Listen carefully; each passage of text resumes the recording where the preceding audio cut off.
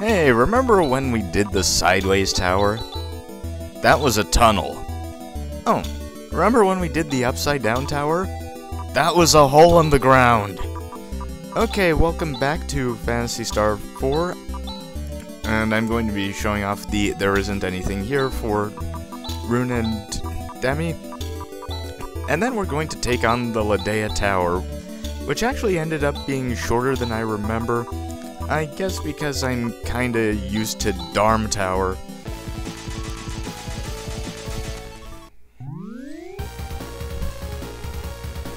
So anyway, I'll actually be exploring this time around, and there isn't as much to get as I thought there was immediately. Most of the random encounters have been cut because there's really only 2 new kinds of enemies that I haven't shown off yet.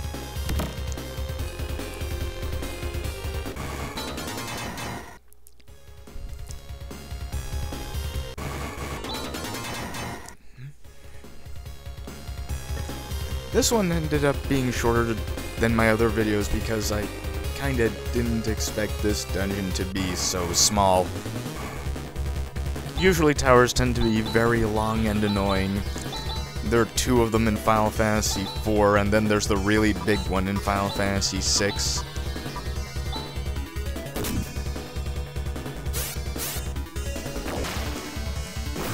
In any case, that technique, Giwat, is what makes this dungeon go so smoothly. It's pretty much a guaranteed kill against most of the things hanging out around here.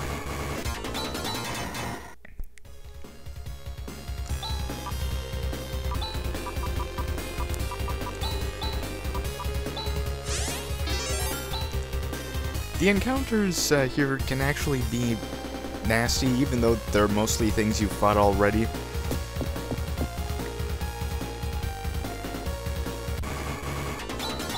However, centaurs can really hurt you, and there's the Shadow Blade. I never equipped that even though it has its insta-kill ability, because it lowers pretty much all of your other stats. There's just no good, compelling reason to equip it. Okay, Haunts are immune to pretty much any kind of weapon damage. However, they only have 3 hit points, so if they come in singletons, you are in no danger at all. Then I remembered I'm here to explore.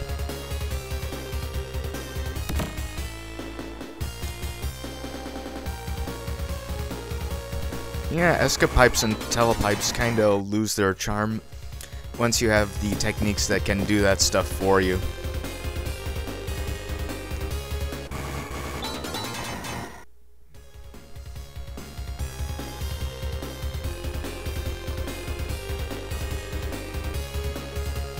Nothing over there, I really should have remembered that. Oh, I left this one in to show you how nasty surprise rounds can be if they're inflicted on you. Especially from the toughest monsters in the area.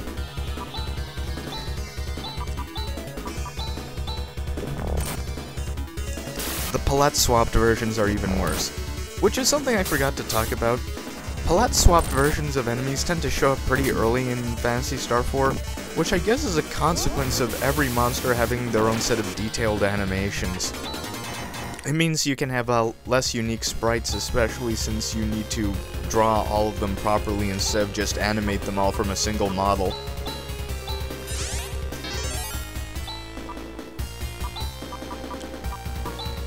Well, a single 3D model, that part is important. In any case, like with Zio's Tower, there's going to be a fair bit of healing.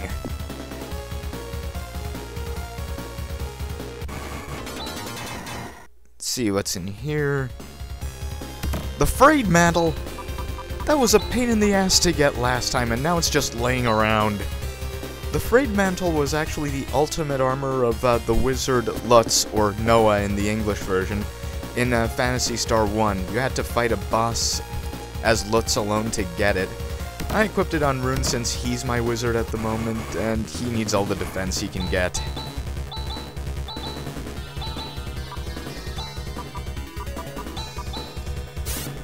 Here's the strategy for dealing with them in 2s. That's it. That's all you need to do.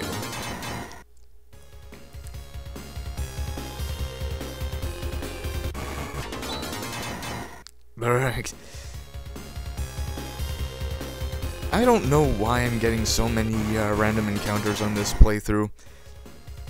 Maybe it's because they can tell that I have to edit all of these out and just throw in as many as possible, so that I have to hunch over VirtuaDub for a while to get them all out.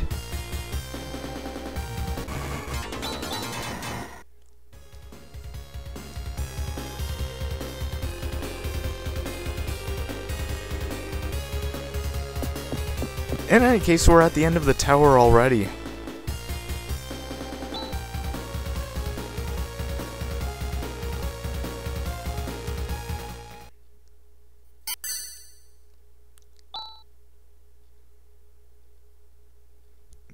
Oh, jeez.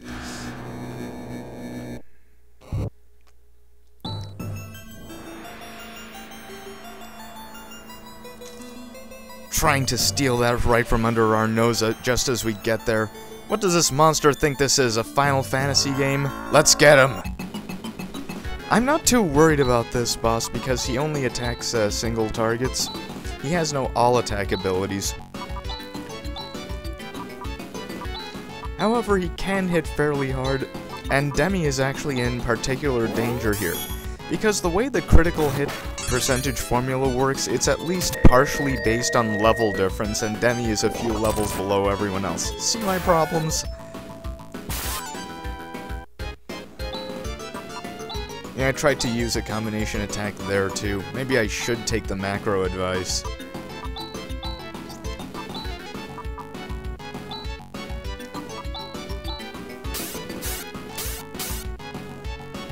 But anyway, what we have can hit him pretty hard, and he's actually weak to, well, this.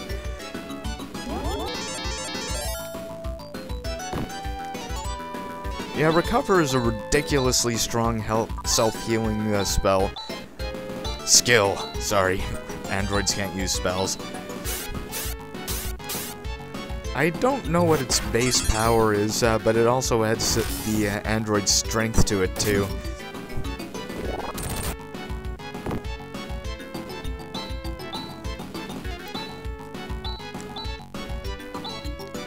Yeah, he doesn't have any statuses, he just has two ways of hitting you hard.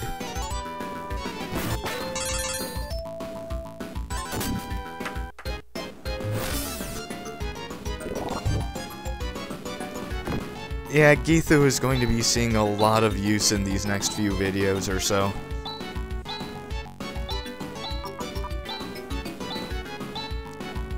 I also kind of forgot that Chez's maximum hit points weren't that high. I kind of wondered why Fire Breath did so much damage to Rika there. I couldn't think of anything that would make her different than the others. But, boss over. Now, the Psycho Wand isn't just a plot item, it's actually a weapon that Rune can equip that actually fairly boosts his magic stat. I wouldn't go that far. Oh dear.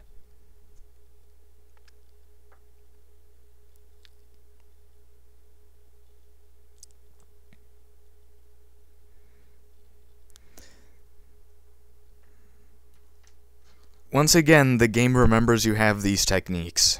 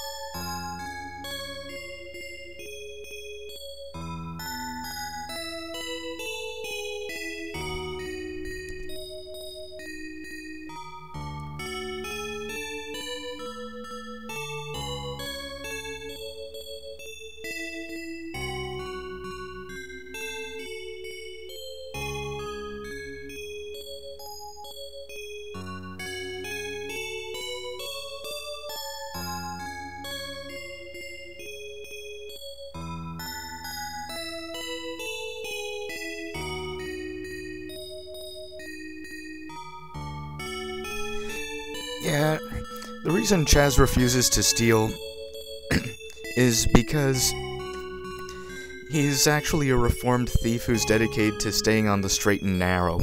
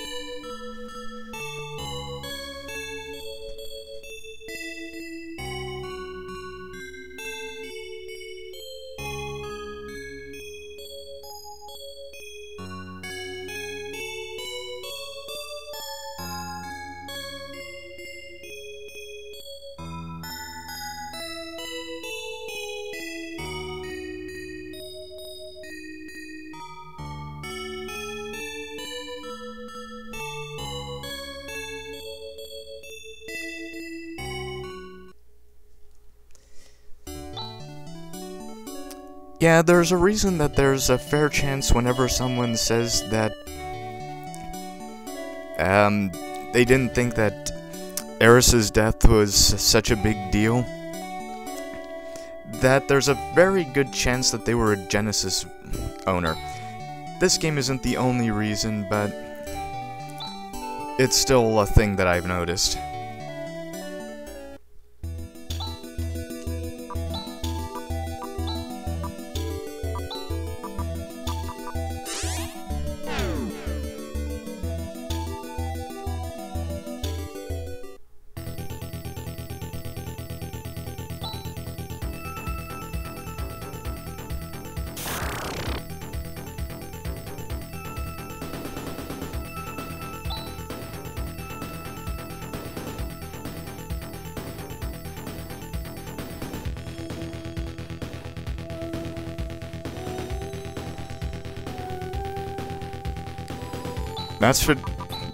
That's it for now. Next episode of Phantasy Star 4, we break Zio in half. See you then.